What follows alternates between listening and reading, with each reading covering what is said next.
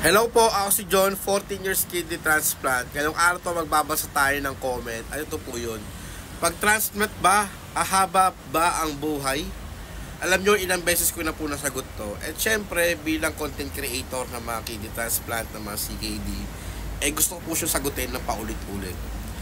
Yung mga ganitong tanong, kahit paulit-ulit, ang ibig sabihin, marami pong mga nakafollow sa atin. Marami pong mga bago na nakadiscover sa atin. And gusto magkaroon ng information about CKD. Yun naman yung goal ko, makatulong po sa inyo.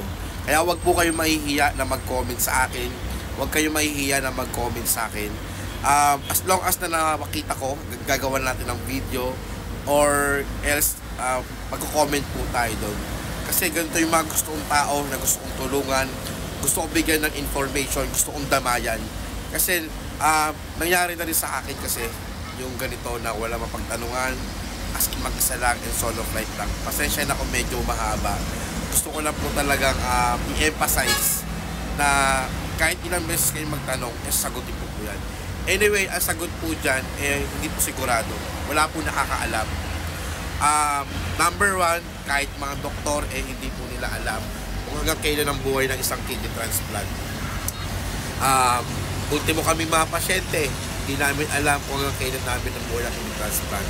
Ang tanging magagawa lang ng doktor ay gabayan kami, resetahan ng gamot, tulungan, and also i-check up kami. Kami mga pasyente, ang magagawa lang namin ay uminom ng gamot, sumunod sa doktor, yung mga kinakain, naayos namin, magpapalaboratory kami.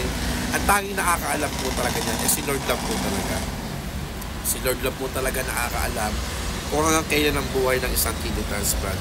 Tulad ko, 14 years na akong kidney transplant. Araw-araw palagi ako nagti-thank you dahil binibigyan ako ng panibagong buhay. Araw-araw nakikita ko yung mga ganitong lugar.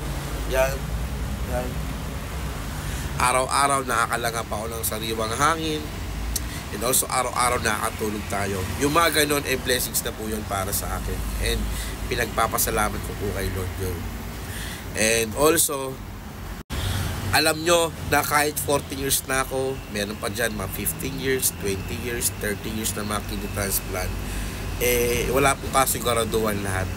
Pero mas maganda na ma-kidney transplant ka kaysa habang buhay na nagdadialysis ka.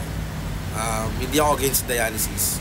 Pero ang tanging way lang talaga para makalabas ka sa hirap, sa pagod, na araw-araw na sa hospital, through dialysis. Malaking bagay ang magpa-kidney transplant. Sobra. Marami ka pa magagawa, lalo na pagbata pa.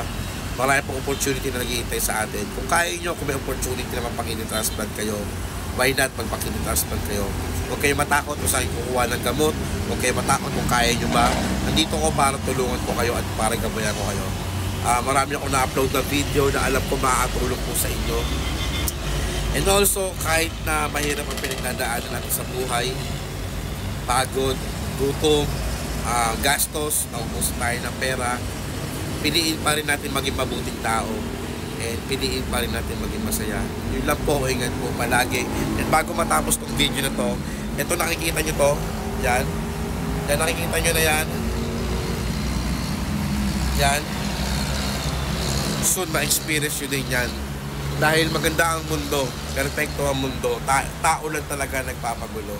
Yun lang po, ingat po palagi and God bless sa ating lahat. Peace po.